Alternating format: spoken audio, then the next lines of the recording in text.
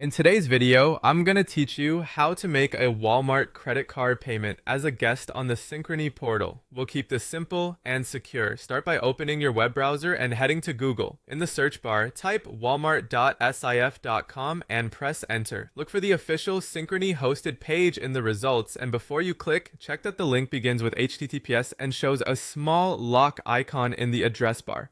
That lock indicates you're on a secure connection, which is important when you're entering sensitive details. Once the page loads, you'll see two main options. You can sign in to access your account, or you can choose Pay as Guest. Signing in is helpful if you want a full view of your statements and payment history, but for a quick one-time payment without logging in, Pay as Guest is the fastest route. For this walkthrough, we're choosing Pay as Guest. On the guest payment screen, you'll be asked for three pieces of information. First, your card number, which you'll find on the front of your Walmart credit card. Enter the numbers carefully and avoid copying them from anywhere you don't trust. Second, the last four digits of your social security number. This is used strictly to verify your identity. Never share your full SSN and only enter the last four digits on the official site. Third, your billing zip code, which should match the address on file for the card. If you've moved recently, use the zip code associated with your credit card account, not necessarily your current mailing zip. Take a moment to double check everything you typed.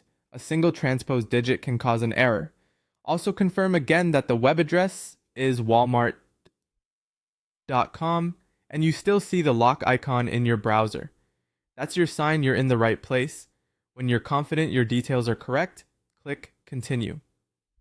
This button verifies the information you entered and moves you to the next screen where you can proceed with your payment. If anything doesn't match, you may see an error message.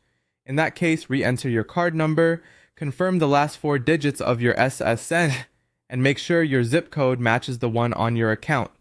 That's all there is to getting started with Pay as Guest. Remember, this method is designed for quick payments without a login, but you should always protect your card and personal information. If you prefer more features, you can use the Access Your Account option next time. Thanks